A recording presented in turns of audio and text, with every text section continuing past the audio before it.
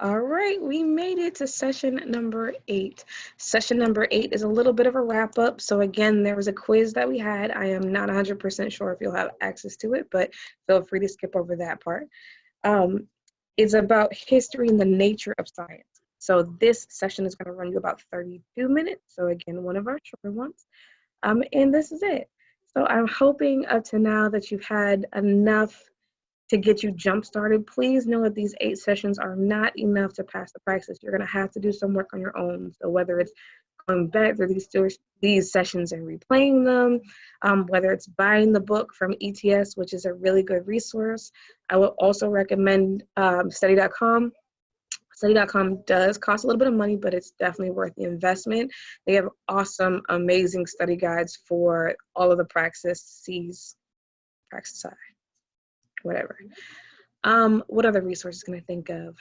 Quizlet, which we mentioned in one of the previous recordings, has Praxis study guides. Make sure that you look up the right number, so 5430 or 5435, whichever test that you're taking right now. Exam Edge is an awesome resource as well. Exam Edge is where you can go take practice tests. Again, there's a little bit of a cost associated with it, but the tests are amazing. They're going to be a little bit harder than what you'll see on the actual Praxis, but I think that's a huge benefit.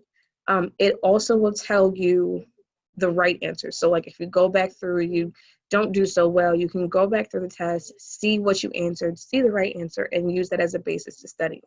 When I took my Praxis, that is one of the resources that I relied on the most, and I just kept taking Exam Edge tests over and over and over again, studying my rights and my wrongs, using that as a guide to tell me like, okay, Donna, you need to work on physics a little bit, chemistry you're good at, physics not so much, and that helped me make a study plan for myself.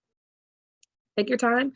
Hopefully you're watching these sooner rather than later, and I really hope that you dedicate some time to this. I fully believe that each and every one of you will be an awesome teacher. And again, I hope to be working with you over the summer and your summer field experience. But this is our last recorded session. So please, please, please make sure you study. You'll be awesome. Work hard, be great, and happy studying.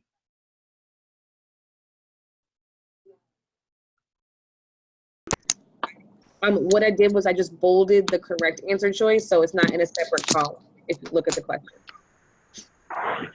But in terms of our most missed questions, the first one was this one, about what phylum would belong to this creature.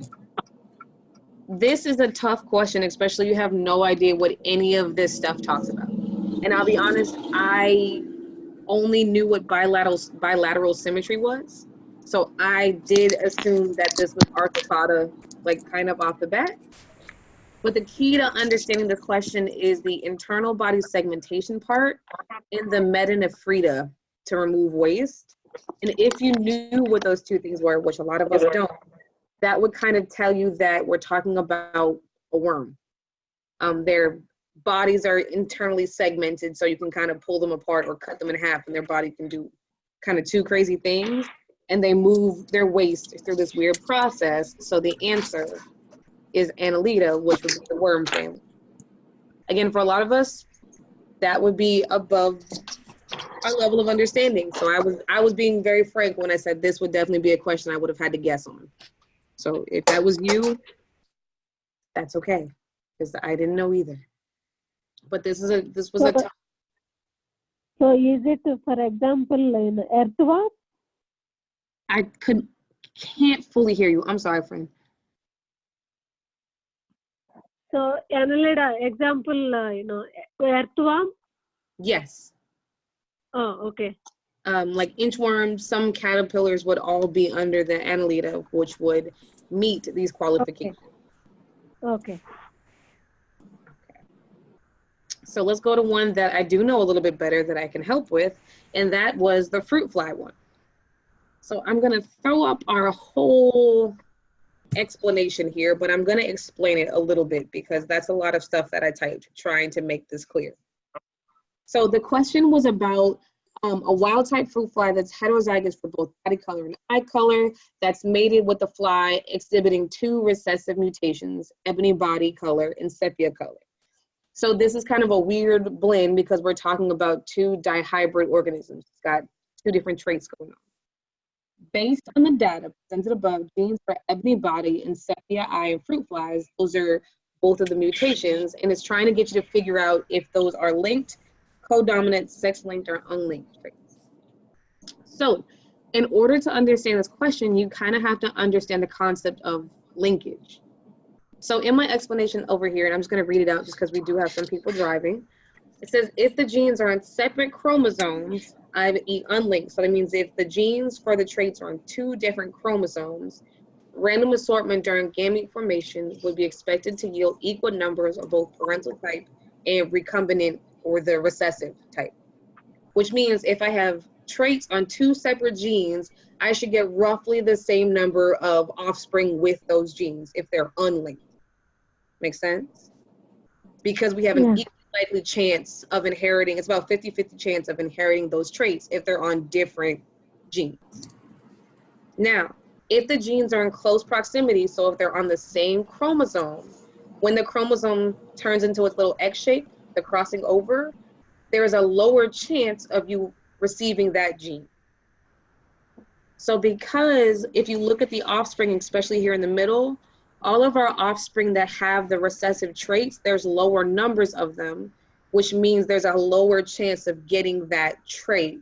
So it has to be linked on a chromosome. It can't be unlinked because that would give us bigger numbers of that offspring. So to put it in a picture, I think I put one in here. It's talking about this process right here. When you have your chromosomes, before we start going through the whole PMAT thing, your chromosomes go through a thing called crossing over, where literally one part of the gene just switches to give our genes some more variety before they start going through assortment and splitting up. Make sense? Mm-hmm. So they're saying that if the trait is on different genes, so if it was on the blue gene and the pink gene separated, we would get roughly equal amounts of offspring.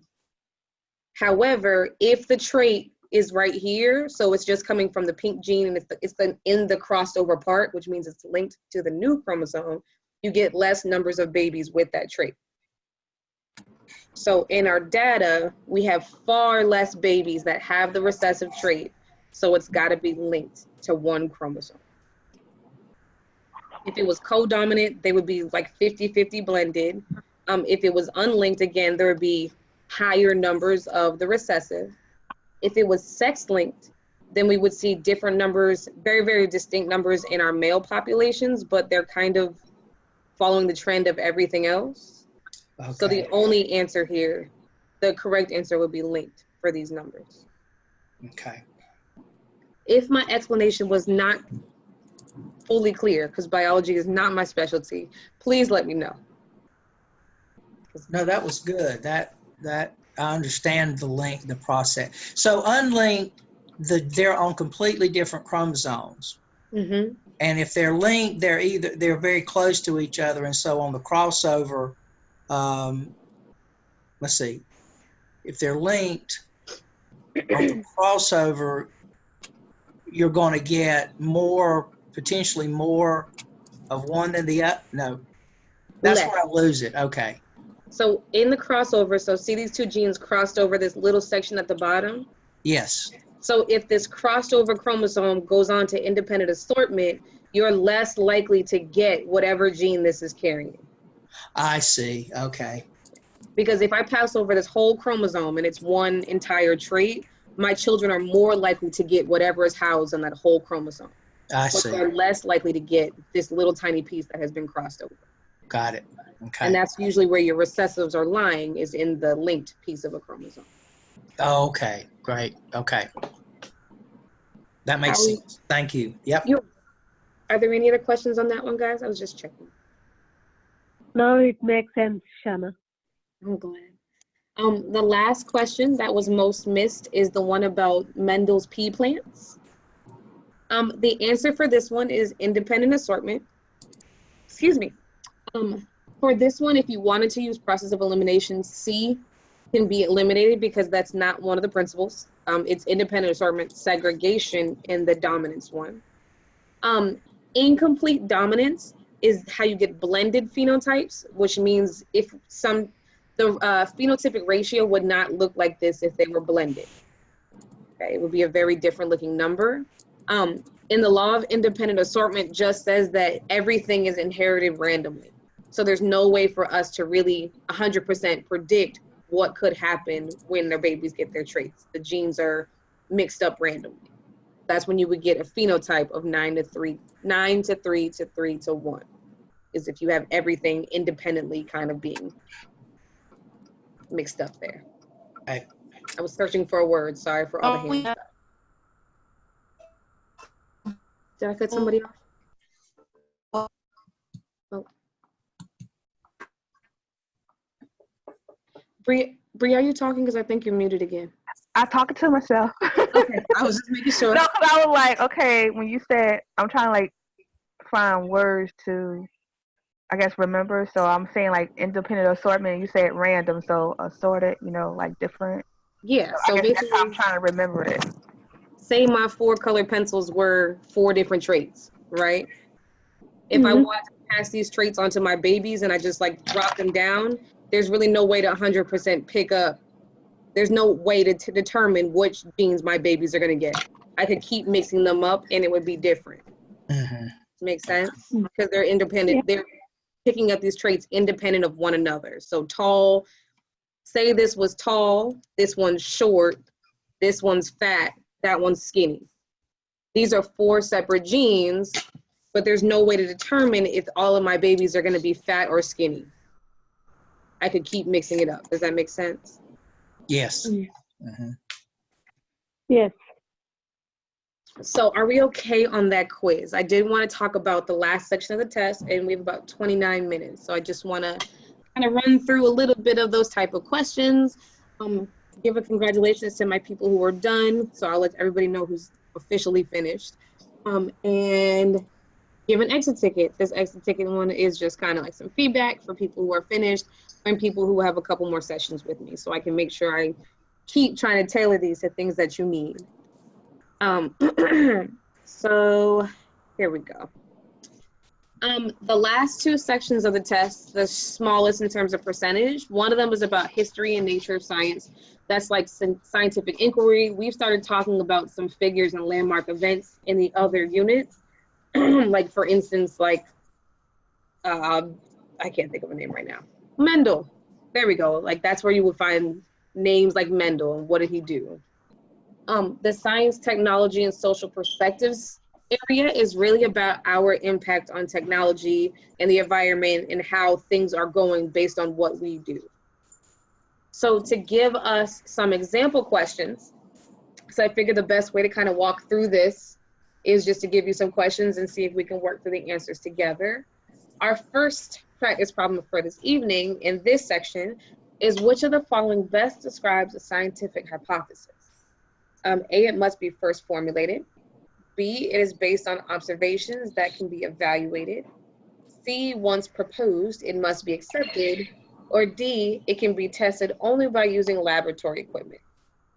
And looking in the chat. Okay. I hear C, I see B. Hold on. B. So if I'm thinking about the majority, I would agree. So I'm glad that we can eliminate A, because you don't have to be famous to do the scientific method. And D, hypotheses can be tested with all types of stuff. The first scientists tested their hypotheses with their eyes and their 5 senses. So we don't always have to use microscopes and Bunsen burners and beakers to test a hypothesis. So after we formulate a hypothesis, observation is the next step in the scientific method. So, oh, I thought I put a picture up there. Hold on one second. I thought I put an image up to help everybody out. Did I move it? There we go. There we go. Sorry about that. If we talk about the scientific method, the first step is ask a question. Then you do some research and then you formulate your hypothesis. Some people say that the observation step comes right here. So as you're constructing your hypothesis, you'll make your observations, then you run through with your test. So the next step really is to observe before you test. Couple things about scientific method. Actually, we'll come back to this in 1 second because I wanted to talk about, I showed you some answers, don't look, there we go. I wanted to talk about some people and see what we can remember. So this is like a little matching game here for us. On the left and the right side, I have some people, and in the middle, I have some theories and some stuff that they may be associated with. Some of these we'll probably know very, very well. Some of them, not so much. Like there's a couple on here that I didn't know until I did some more research. But let's start with Marie Curie. What is she best known for? Radioactivity. Yeah, radiation and radioactivity. It was her and her husband who found out about plutonium, which unfortunately is one of the most radioactive things that we have. So I kind of wish that she hadn't, but that's what she's well known for. We already just talked about our friend Mendel. He's associated with Genetics. genetics. Oh, where's my arrow? There we go. Anything else from Mendel? Colorblind? No. Evolution. Nope. I was just seeing if anybody saw anything else. Trick question. Oh. Keeping you on your toes tonight, guys. Sorry. Next up is our good friend Darwin. Evolution. Our friend Darwin is definitely an evolution guy. For those of you guys that may feel a little bit nervous about teaching evolution, because if you have earth science or some of our younger kids, you do have to teach. NC standards are a little bit weird about the evolutionary thing, but if that's something that you may be worried about, just come talk to me. I've got some ways to teach it, because I know for me, I do go to church on Sundays, so teaching evolution was kind of, it works weird in my head. So I kind of had a hard time straddling the line between like how I understand everything and how I'm supposed to teach it. So if you fall in that bucket, just let me know, because science is one of those areas where you kind of sometimes have to just be like, it is what it is, friends. And most of our kids kind of roll with it. What about Newton? E equals MC squared. Gravitation and E equals MC squared. So Yep, Newton yep. is laws of motion and there we go. So yeah. So E equals MC squared in its most famous output is Einstein. So we'll get to him in a second. And gravity. Yes. What is Galileo? Astronomy. Yeah. And telescopy. So he's most known for his work with astronomy and planets. Hutton is a name that some people may not know. Colorblind. No. Geology. Yeah. Hutton isn't a geology guy. He came up with something called, let me tell you, I'm gonna mess this word up, okay? Y'all ready? He came up with a concept called universatarian. Oh, uniformity. Yes. Uniformity. I don't know, tism-tarian, something like that. It's a big old long word that starts with uniform. But essentially what he said was, so he helped us come up with our current theory of rate of time. So what he basically theorized in his uniform theory, and that's what we're going to call it right now, because I can't remember if it's uniformitarianism. I think that's what it is. It's something like that. He basically says that some of the processes that have been happening in the Earth's surface have been happening since the beginning of time.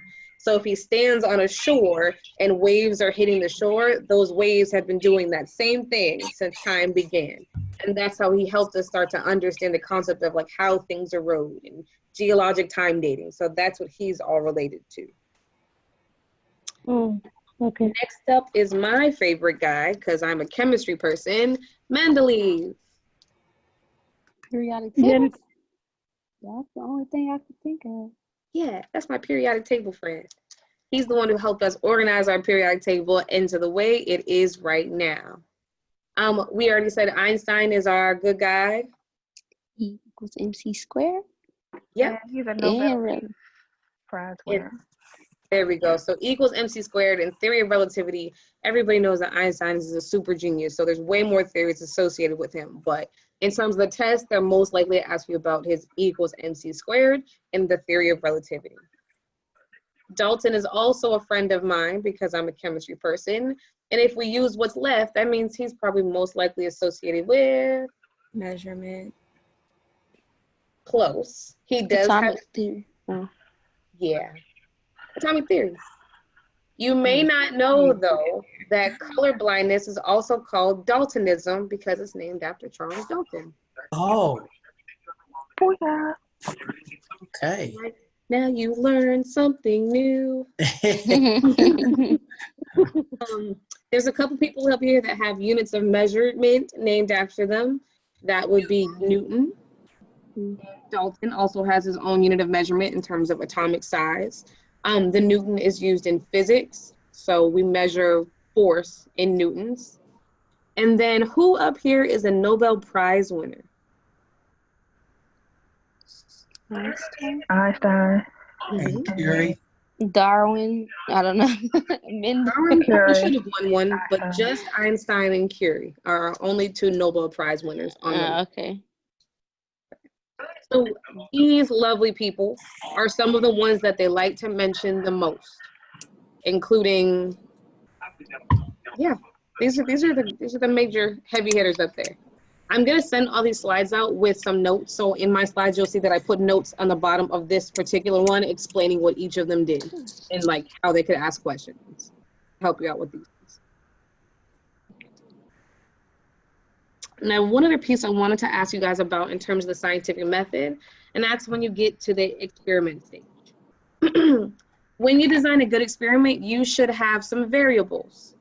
So first you should have an independent variable, that's what you changed. The dependent variable is what you're looking for a change in, and your control variable is something that you keep the same to see if your results are happening. That would be your placebo, if you're more familiar with that term. So let's look at a question here. And I'm gonna give you guys a minute for my people driving. I'm gonna read this one out. So it says the onset of stomach ulcers and gastroesophageal reflux disease has been directly linked to stomach hyperacidity in some cases. Data collected from an experiment measuring the effect of 3 new drugs, X, Y, and Z, on stomach acid are shown. In this experiment, what would the dependent variable be? Is it stomach pH?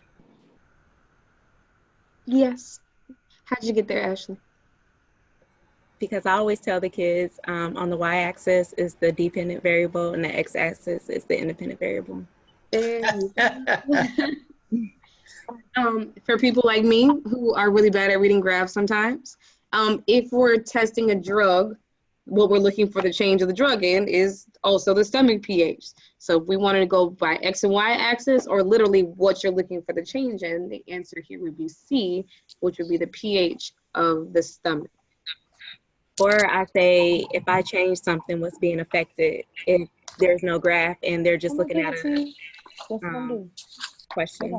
There you go. I always tell, when I teach it to freshmen, I always go, I changed the independent. You depend on me. And they're always like, okay.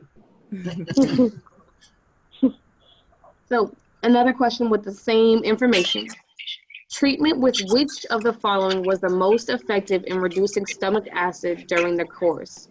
So saline, before we answer that question, what would saline be in our experiment? Baseline. Controlled no. Yeah. Oh, controlled? Yeah, saline is your control. So on the graph, saline is the little circle one that goes straight across. X is the squares, Y is the triangle, and Z is down here. So which one was the most effective for the stomach acid?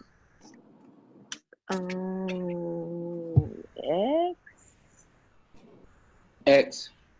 So to answer this one, you also have to think about the pH scale just a little bit, right? If you think about Oh, pH, yeah. what is an acid on the pH scale? 1, 0. Below 7. Below 7. So that means the lower your number is, the more acidic you are. So if you're trying to reduce the pH, which means you're trying to make it less acidic, you're So actually it's Y. Why? yeah. Lord. You're looking for one that would actually raise the pH, which means you would be less. Okay. So talking about our pH scale right here, let's talk about some acids and bases just to make sure everybody's good. I forgot that science you need to apply to answer the question. Our test can be a little bit more. It kind of, everything overlaps in some areas. Right. So when we talk about acids and bases, which is really on the chemistry side of things, so for people who just kind of started with me, chemistry is session 1. That's what we'll start with in our next session. Acids and bases, if we can run through their properties super quick. When you dissolve an acid or a base in water, both of them conduct electricity. So they both form electrolytes, which are substances that conduct electricity. I always tell my students to think about acids as painful, even though bases burn too. They always associate acids with like things that go ouch. And we usually associate red with things that burn. So in terms of a litmus test, all acids turn litmus red, whereas bases turn litmus blue. No. Most of our bases are slippery in substance, and they're very neutralizing. That's why a lot of our cleaning products are made with bases. So like laundry detergent, the soap that you use in the shower, the soap that you use to wash your clothes, your dishes, sorry. All of those are bases. Your acids are all going to be a little bit more corrosive, especially in terms of metals. So bases don't corrode metal. That's why bases are in cleaning products. You wouldn't want to clean the metal surface in your house with something that's going to eat them away right afterwards. Now, when you look at our pH scale, right here, 7 is neutral.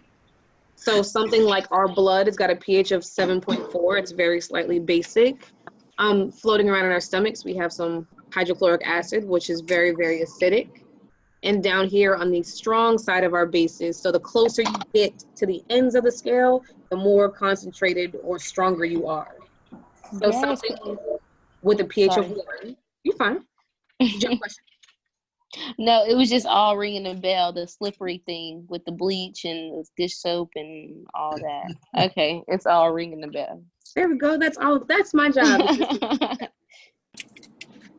I always show my kids this one because I just stopped drinking Coca-Cola and Pepsi, even though I still have a very big craving for it. But I was like, guys, it's acidic. It eats away at everything. You'll have no teeth. But now I drink coffee, which probably isn't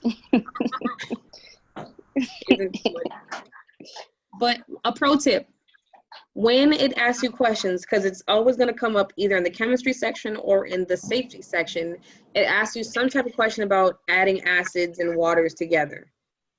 You never add water to acid. You always add the acid to the water.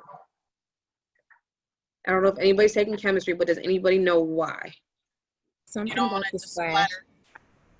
Because it explodes? So if you add water to acid, the reaction will happen too quickly and it'll start to bubble up voraciously and start to splatter over, and then you end up with acid burns, and nobody wants that. If you add the acid to the water, usually you'll have a greater quantity of water and the acid will actually start to form those electrolytes as you add it to.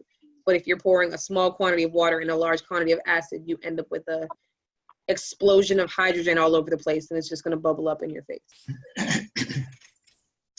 So speaking of a question, because we're almost done, it's 7:49, look at time. Lakes in southeastern Canada and the northeastern United States are becoming depleted of living organisms. Which of the following is most often the primary cause? So it would be nuclear waste, lowered water levels, garbage dumping, or acid deposition.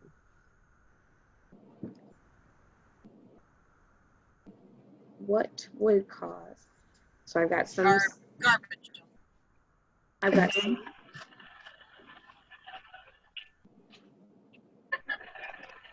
So what can we eliminate? Nuclear waste. Yes, definitely not nuclear waste, and not lowered water levels either. This one was a little bit tougher because, in all honesty, I also thought this one was garbage dumping, but this one is actually about acid deposition. So what's happening right now is that we have more and more companies using fossil fuels, and so we have a lot of power plants using fossil fuels. We're driving cars powered on gasoline, and all of these are letting oxides and nitrogen into the atmosphere. As we have precipitation, that oxygen and extra nitrogen and all these oxides has to go somewhere. So as rain falls and wind carries, that extra acid and nitrogen is being poured into the ocean. So I heard someone say acid rain, and that's exactly right. Acid rain doesn't mean like acid drops are falling from the sky. It just means that the precipitation itself has way too much byproduct from the fossil fuels that increases the pH of lakes, which will kill off the organisms that live in there.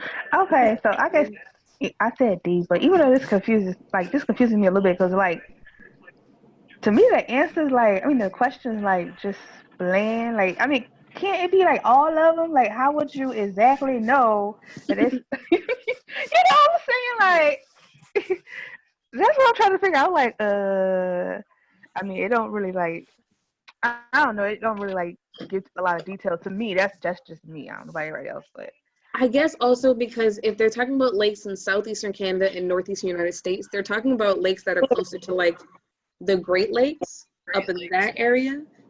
Okay. And I guess they're assuming that you would think, okay, well, Great Lakes is less likely to have trash dumping because they're big, well-known lakes. Ah, okay. That's how I worked it out in my head. Was like, well, okay, those lakes are more, more protected, so people probably aren't dumping their trash as easily as they would in small, unknown lakes. Okay. So that's probably why they gave you a direction to think about. Ah, okay. I believe I have one more example problem, and it's going to go tie into our lakes again. So keeping on the same train of thought about like what's happening in the lakes, the addition of fertilizers to a lake, for example, by runoff from lawns or agricultural fields, will initially affect the oxygen cycle in the lake by doing what? I kind of included a little picture to help. Yeah. So, and also remember, this one says, what is it going to help? What's going to happen first? So I see an A in the chat. Yeah, I say A too. Yeah, I'm gonna say A. You guys are right. So, like, what's the job of a fertilizer? To help grass grow. To help grass grow, or to help basically anything green grow. So algae is a green plant, which will grow based on the fertilizer. Now down here, does anybody know what the side effect, this is called an algal bloom, where the algae are now growing out of control. Does anybody know what that actually causes in a lake? Doesn't it take the oxygen out of the water? Right. Yes. Because it's a living organism. So this actually leads to a bigger ecological problem. So at first you could be like, all right, well, the algae growing is good. That means the fish and the organisms have more to eat. However, all of this algae is going to be on the surface, which means it's going to not just choke out some of the oxygen, it's also going to prevent some of that sunlight from filtering to the bottom, which will kill off some of the organisms at the bottom. What that double whammy will cause is not enough oxygen and too much carbon dioxide, which will in turn kill off fish and other organisms, and you end up with things on the news where they're like, massive amounts of fish have died in a lake. It's usually because of an algal bloom or some problem like that. Okay. So you said the oxygen can't get to the can't get into the water to sweep out the carbon dioxide, is what you said? So you have some plants down here on the bottom that are going to need that sunlight to photosynthesize. Right. So, during that photosynthetic reaction, that would be an exchange of carbon dioxide and oxygen. if they can't get the sunlight that they need to do that, they won't produce enough oxygen under the surface, which will be like a double whammy to kill some of the organisms down there. Gotcha. How's everybody feeling? I Good. was working with one of the students Yeah. today, and this is what their project was on, and we just got done talking about this today. It's like they teach earth science to freshmen now, and this whole concept like blows their minds. Like talking about it, the first like, no, Miss Fields, algae are good, and I'm like, but look at the fish dying, and they're like, oh, we have to do better. Yeah.